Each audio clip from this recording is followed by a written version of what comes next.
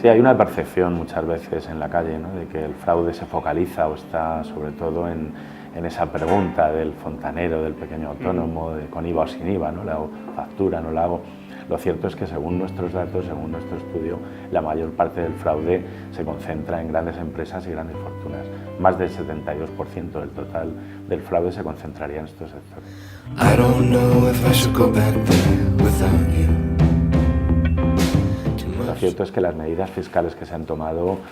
no han incidido por igual en todos los grupos sociales. Estas grandes fortunas, estas grandes empresas, digamos que no están aportando en la misma medida el esfuerzo fiscal que están aportando clases medias y clases más desfavorecidas como consecuencia de esas subidas del IVA. Ha habido dos subidas, una con el anterior gobierno y otra con el actual. La subida importante en el impuesto sobre la renta de las personas físicas no se ha visto correspondida con otras subidas, a grandes sociedades, a grandes fortunas y sobre todo con medidas contra los mecanismos de elusión de que disponen ambos sectores, ¿no? La SICAV, como otras instituciones de inversión colectiva, tiene una tributación del 1%. Ocurre que en realidad la tributación en este tipo de sociedades lo que hace es diferirse. En teoría son instituciones para que una colectividad de ahorradores, de inversores pongan su dinero y obtengan unas plusvalías. Es en el momento de hacer efectivas esas plusvalías, sacándolas de esa sociedad, cuando deben tributar al impuesto sobre la renta correspondiente a los rendimientos de capital, etcétera. Lo que ocurre es que estos instrumentos, las SICAV, están siendo utilizadas no como institución de inversión colectiva, sino que las utilizan muchas veces personas físicas, grupos familiares, para obtener un beneficio importante. Controlan estas sociedades y aunque conllevan el que tiene que haber al menos 100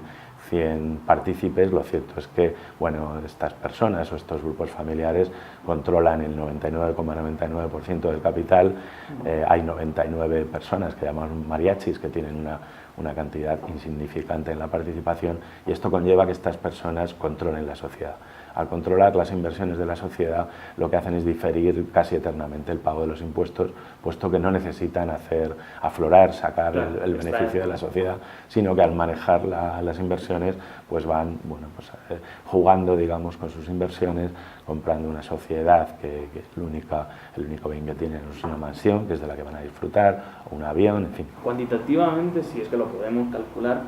¿cuánto supone en España la economía sumergida? Por ejemplo, antes hablábamos del 20 al 25% de PIB, ¿sería ese porcentaje? Sí, nosotros estamos hablando, en nuestro último estudio hablábamos de algo más del 23%, de un 23,3%. Esto supone alrededor de 250.000 millones de euros que escapan al control de Hacienda, de la Seguridad Social, y como consecuencia de ello se dejan de ingresar 88.000 millones, 59.000 millones en impuestos y 29.000 millones en cotizaciones de la Seguridad Social. Tomando como referencia esos 88.000 millones, que sería el cálculo de lo que se deja de recaudar cada año, si fuéramos capaces de reducir ese diferencial con los países europeos de nuestro entorno, que serían 10 puntos del PIB, pues lo que correspondería como consecuencia de la presión fiscal y en relación con las cuotas de la Seguridad Social, estaríamos hablando de esos 38.500 millones, que como decía antes, coinciden este año con el pago de intereses para la deuda contemplado en la ley de presupuestos. Sí, la sustitución de la anterior directora sin duda fue consecuencia de algunos acontecimientos también en relación con el proceso sobre NOS y la actuación de la agencia tributaria, de los peritos en la misma. El recordar este desagradable incidente en relación con el número del DNI de la infanta, todavía sin aclarar, parece ser que motivó el cese o la dimisión de la anterior directora, pero sin embargo todavía no se ha aclarado por qué no había saltado ese error, si así lo era, como consecuencia de los cruces que necesariamente se producen en relación con este tipo de imputaciones, ¿no? Estas circunstancias, así como otras que se han venido produciendo, pueden dar lugar a pensar que desde luego hay algún tipo de intromisión política que nunca es buena, ¿no? Y desde luego si a esto añadimos las declaraciones del ministro en reiteradas ocasiones, incluso en el Parlamento, dando a entender que hay determinados colectivos como actores, como medios de prensa, como otros políticos, que podían estar defraudando en mayor medida que otros, digamos que no contribuyen a mejorar la imagen de la agencia tributaria, ¿no? En las últimas semanas, meses se han venido planteando determinadas decisiones en la agencia tributaria y circunstancias que no han sido debidamente aclaradas y que desde luego han producido un deterioro de la imagen de la agencia tributaria, ¿no? sobre todo si nos referimos a ese cese hace unas 3 semanas en la delegación de grandes contribuyentes de una inspectora como consecuencia de la